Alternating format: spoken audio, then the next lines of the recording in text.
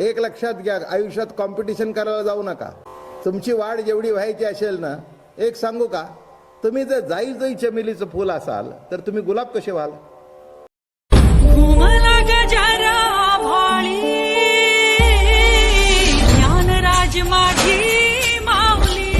ठेवा, प्रभू कसं सजवतो, भक्त प्रतिदिला प्रभू सजवतो.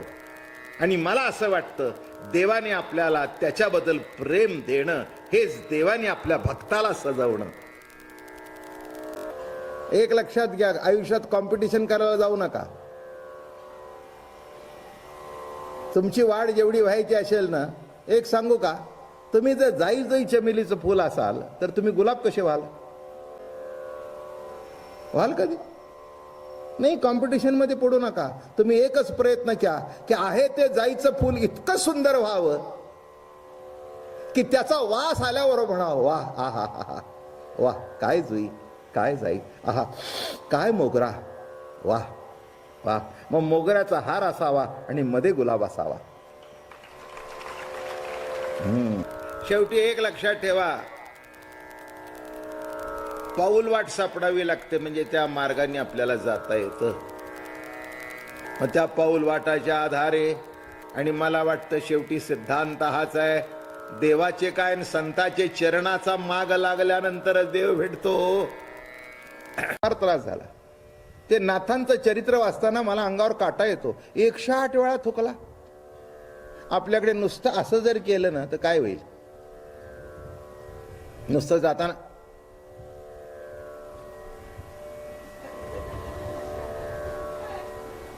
म्हणला काय काय काय करताय म्हणला, काय मी तुमच्या अंगावर थुकत होता का म्हणला? पान तोंडात आलं, तंबाखू होतो, थुकलो. तुमच्यावर तर थुकलं नाही ना. नीट लक्षात घ्या, नुसतं आपल्याकडे बघून असं केलं तर आपल्याला राग येतो. साधू संतांनी इतकं सहन केलं, याचा अर्थ नीट लक्षात घ्या, त्यांना पूर्ण कल्पना आहे की सुख म्हणजे जीवन नव्हे, दुःख म्हणजे जीवन नव्हे, संयोग म्हणजे जीवन नव्हे, आणि वियोग म्हणजेही जीवन नव्हे. संयोग वियोग नामे जीवन.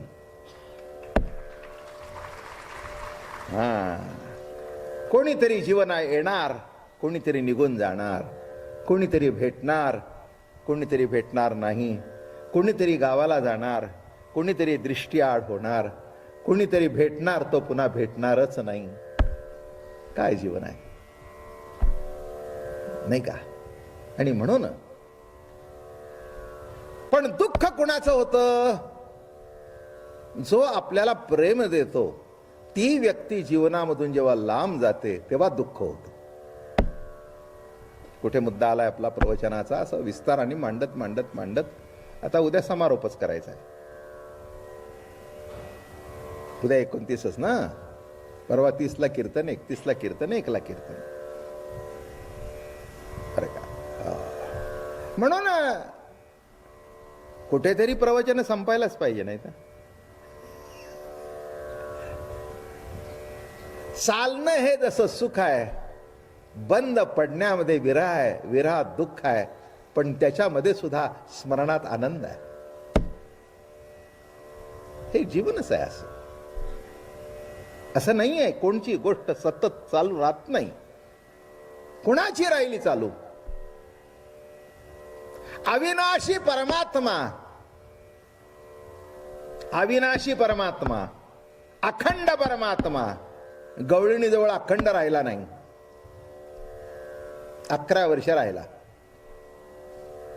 सगुण रूपाने प्रतिती देऊन गेला अखंडत्वाची, हा भाग निराळा. पण ज्याच्या करता रडत होत्या, ज्याच्या करता डोळ्याला धार होती, ते रूप समोर राहिलं नाही. आणि ते रूप जेव्हा दृष्टीआड होऊ लागलं तेव्हा त्यांना अतिशय दुःख झालं. अक्रूरा नेसीबाई असे क्रूर मोठा, नामी निरंतर क्रियावसे, नामा म्हणे शोक न वर्णवे आता, झाला तो हाकिता रथत्वरे, ब्रह्मनिष्ठ तेव्हा स्थिरावली चित्त, अक्रूराचे गळती दोन्ही नेत्र. अक्रूराच्या डोळ्यातून पाणी वाहू लागलं, कंठ सद्गतीच झाला. दही दूध तुपे भरेल या कावडी, चालती तातडी सकळीक. काय वर्तमान चिंतने व्यापले अक्रूराचे मन, काय वर्तमान होईल नेणो. सगळ्या दुधाने कावडी भरलेल्या सगळ्या गवळणी गोपाळ सगळे निराळे. त्याला कळेना आता काय होईल. ते म्हणले आम्ही राहणार नाही, ते तुझ्या मागे आम्ही येणार. तू गेल्यानंतर इथे राहून करायचं काय आम्हाला. हरि विन शून्य शेजारू ये माये, कृष्ण वेधली विरहिणी बोले, चंद्रमा वारा करीतो गे माये, नलवा चंदन न घाली विंजन वारा, हरि विन शून्य शेजारू गे माये. हरि शिवाय सगळा शेजार शून्य आहे. लक्षात ठेवा, जे व्यक्ती आपल्यावर प्रेम करते ती जर घरात नसेल, सगळा संसार शून्य. बरोबर आहे ना. एखाद्या बाईला विचारा, एखाद्या पुरुषाला विचारा.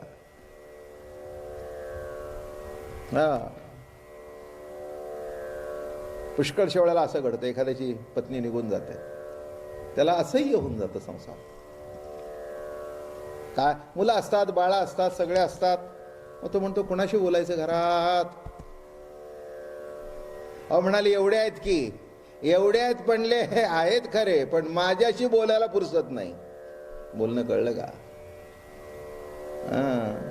असं असतं जीवन. जीवन असं असतं. अडचण वाटते असताना, पण गेल्यावर कळते ही अडचणच आपली आधार होती. बोलणं कळलं का. गेल्यावर कळतं की ही अडचण नव्हती, हा आपला आधार होता. असं आहे जीवन बघा. तसं ज्या कृष्णाबद्दल आपण तक्रारी करत होतो,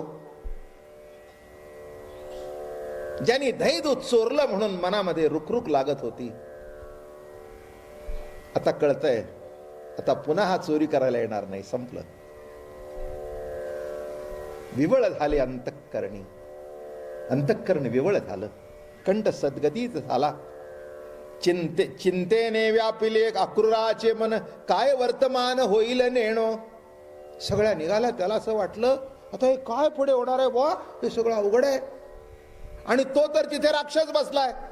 नरनारी शोक करती सकळ, दुराचारी खळ कंस आहे. नरनारी सगळे शोक करतायत आणि तो कंस तर दुराचारी आहे. मार्गी स्नानाला उतरला क्रूर. काळजी पडली आता कसं होईल.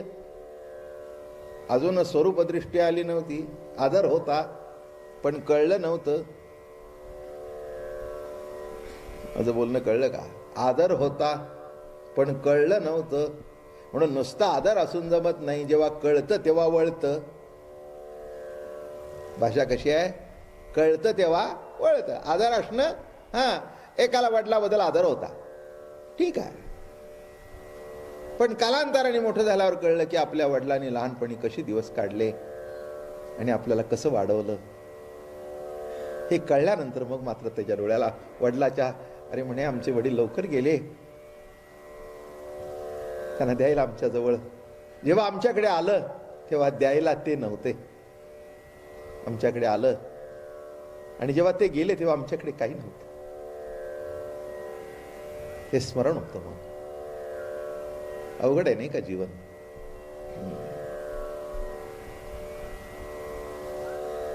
तसं इथे अक्रूराला काही कळेना. वाटत होतं मोठा आहे, सगळे देव म्हणतात म्हणून हाही देव म्हणत होता, पण तितकंसं ते 100% पटल्याशिवाय जमत नाही. बरं का. माणूस चिकटतो केव्हा, जेव्हा त्याला अनुभव येतो तेव्हा. पहिल्यांदा काय येतो, तो गेला म्हणून हा आला. हौशे नवशे गवशे माहिती आहे तुम्हाला. आता काय सांगायची गरज आहे का. काही हौशेने देवाला येतात, काही नवस केले म्हणून येतात, आणि काही या दोघांच्या बरोबर एक तिसरा गवसला जातो, तो गवशा.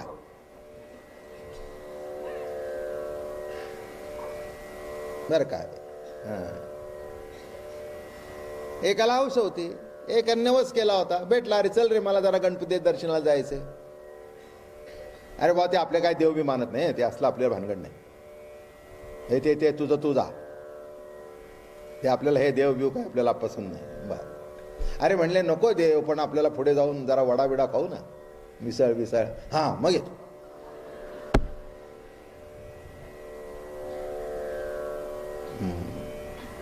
नुसतं मिसळ नाही मग पियूष बिश पाहिजे. बर बर पिऊ पिऊ काय त्याच्यात मस्तानी देऊ. बोर्ड लागलेलीच आहेत की बघा. काय पाहिजे ते बर मग आला. मग सगळे तिथे गणपती जवळ उभे राहिलेले. दुसरा अहो म्हणला बघत काय उभं राहिला पुढे वान आला. अधिक पंचायत आता जाऊ दे म्हणलं आता काय खूप नाव ऐकलंय गणपतीचं. गवसला गवसला. मग हा येतोय तो हात जोडतोय तो हात जोडतोय. बरं सगळे हात जोडतायत म्हटल्यानंतर आपण तस मग बरं वाटलं. बायकोला म्हणलं आज दर्शनाला जाऊन आलो. ते म्हणले हा म्हणजे गणपतीने तुमचं घेतलं का तुम्ही गणपतीचं घेतलं. नाही म्हणजे नेमकं काय घडलं.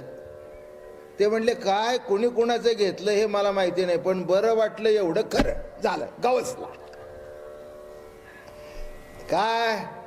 हा मग अगदी लक्ष्मी रोडनी जाण्यापेक्षा बुधवार पेठेत आडवा येऊ लागला. मग जाता जाता गणपती म्हणायचा.